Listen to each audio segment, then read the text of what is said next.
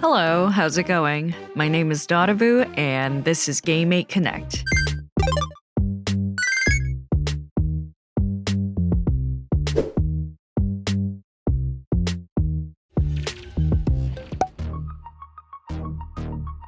I've just been doing voice acting for visual novels, small video games, and other audio-related activities. I also sometimes make videos on memes, do covers, all sorts of fun stuff.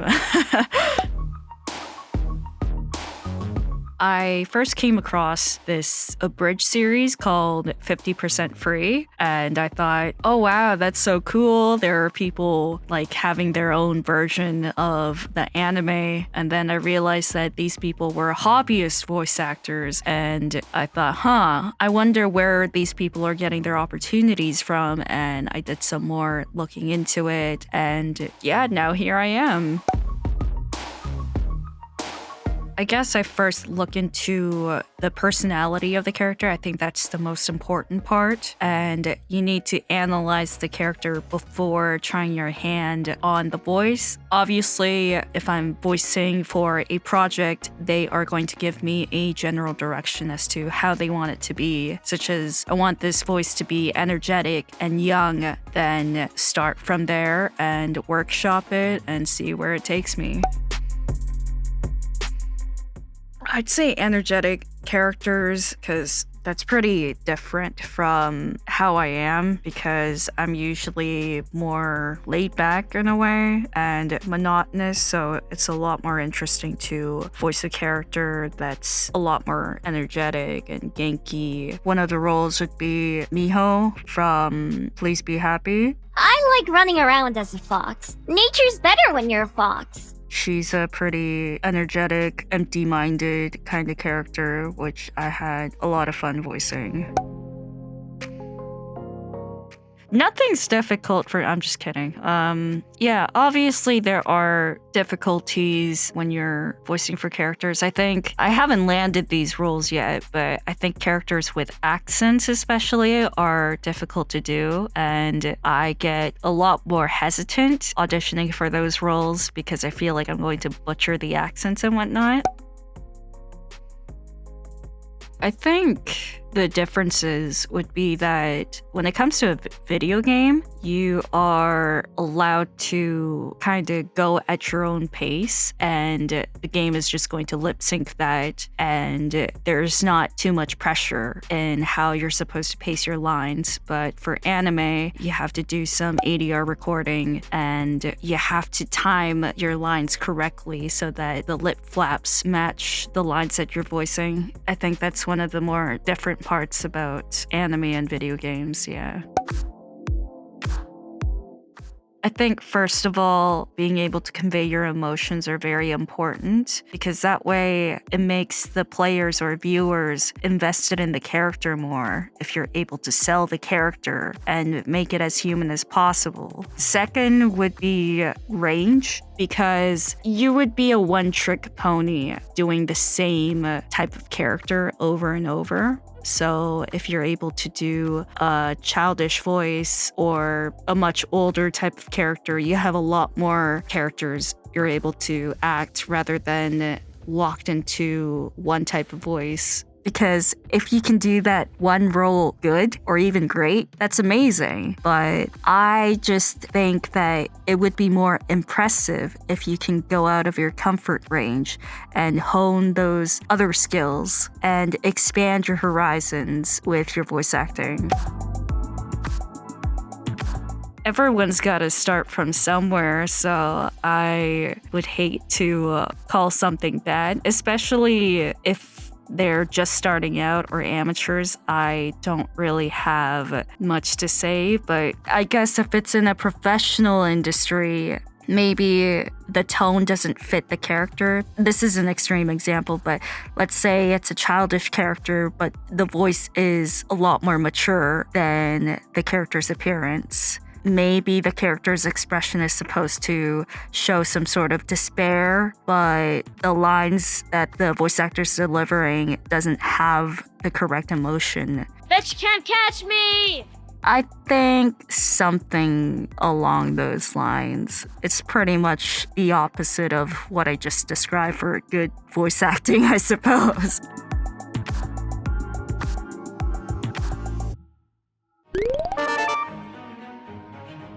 I've played Fire Emblem Awakening, and I think that was the first time I really came across an English dub and being pleasantly surprised by it, because you know how there's that debate, sub versus dub. I was more on the sub side, but back then Fire Emblem Awakening had a little bit of a bug where even if I choose Japanese dub, in the next game, when you start the game back up, the game would automatically switch back to English dub. So I had no choice but to listen to the English dub. And I remember being pleasantly surprised by how good the voice acting was. Matt Mercer's Crom was really good.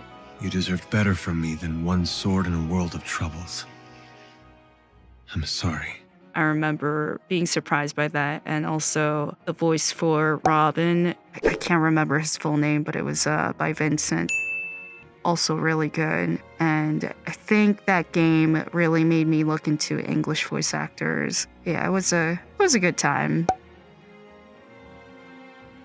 Well, Fire Emblem Awakening was pretty innovative out of all the series that led up to it, and I suppose the cutscenes especially kind of sold me on it. The voice acting there was really nice. Lucina and Crom, Robin, all the other side characters. I don't know, they just really fit the character for the most part. During the cutscenes especially, that was nice. Welcome back. It's over now. Soma was the developers for Amnesia, so there were a lot of high expectations for it. The story was really good, and the characters were convincing. What made the characters convincing too were the voice actors for each character. I can't really explain which parts were memorable because I don't want to spoil all the games that's been mentioned, but I'd say probably towards the end when things are hitting the climax, and there were a lot of emotionally charged moments towards the end of it. It got me pretty invested in that moment, and I felt for the characters involved. Yeah, it was good. I really liked it. I like Catherine in the game. She's kind of supposed to be a little disconnected and look at everything in an objective way, I suppose. Don't worry about that right now. I realize you're confused, but you're so close to Lambda. If you just keep going. And that makes her seem distant. I think the voice actor did a pretty good job making her sound... I can't really explain it other than distant, but she just didn't seem to understand human emotions or know how to empathize with others, because she was looking at everything in a scientific manner and how it's going to benefit everyone in that way. I don't care what you think. I'm launching it.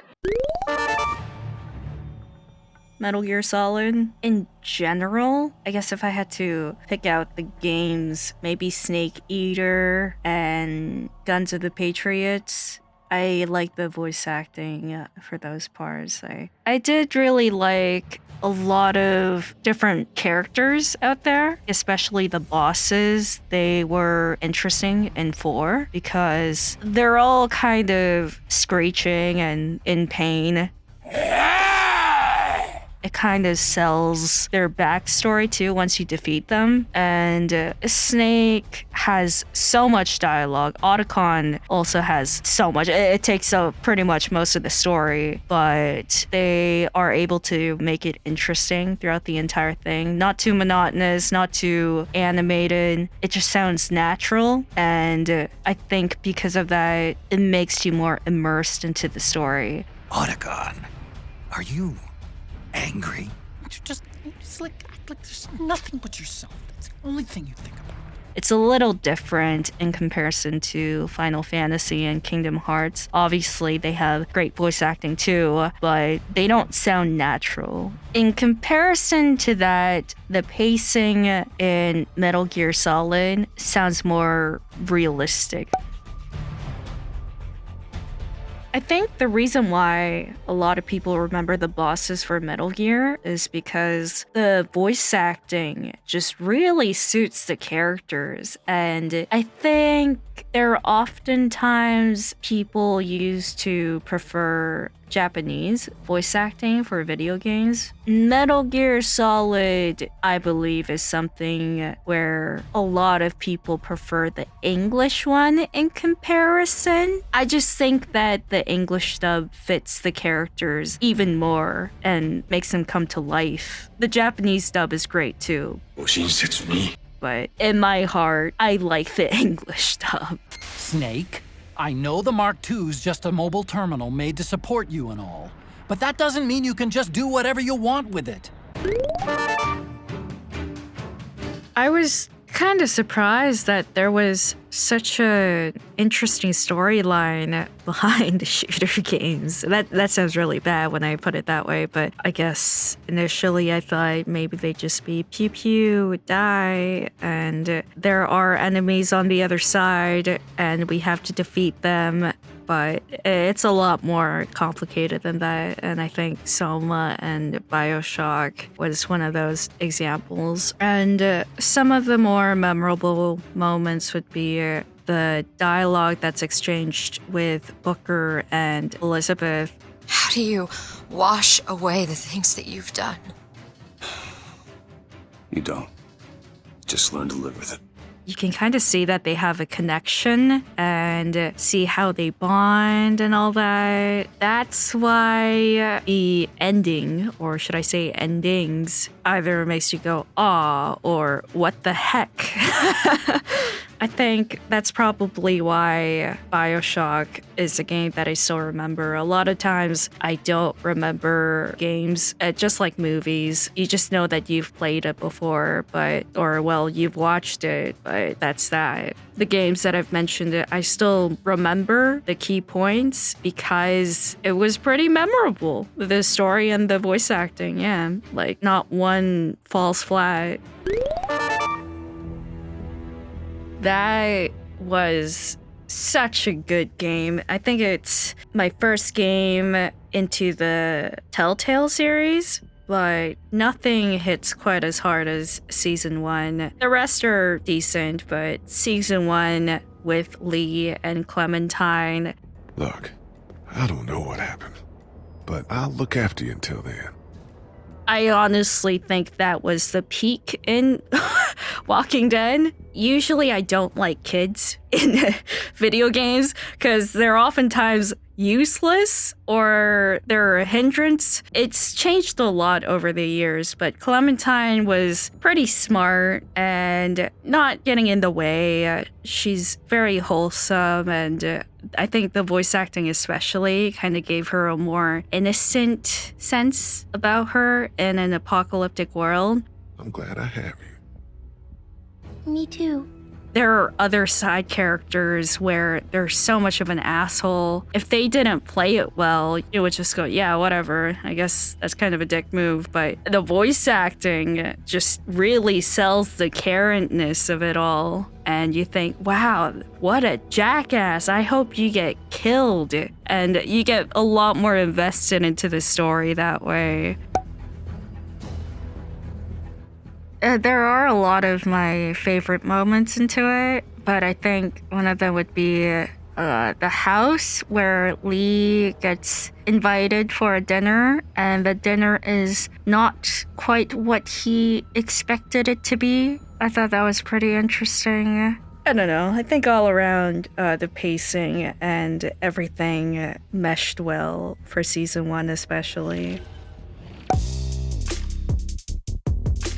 Well, I still have ways to go, but I guess I want to try out for more crazy type of characters, mentally unstable ones. I think those are always fun to do. I like to do some crazy laughters or just emotionally unhinged. I would look forward to that. I do a lot of energetic characters, so that would be a more different type of voice acting for me, yeah. I'd say never give up. That sounds really corny. Yeah, never give up, and life will turn out okay. It's corny, but it's said often because it's true. And I'm pretty sure past me would know that. I suppose recently I produced my character and commercial demo reels. If any of you guys are interested in hiring me for your projects, let me know. Thank you so much for having me. My name is Dottovu, and this was Game8 Connect. Thank you.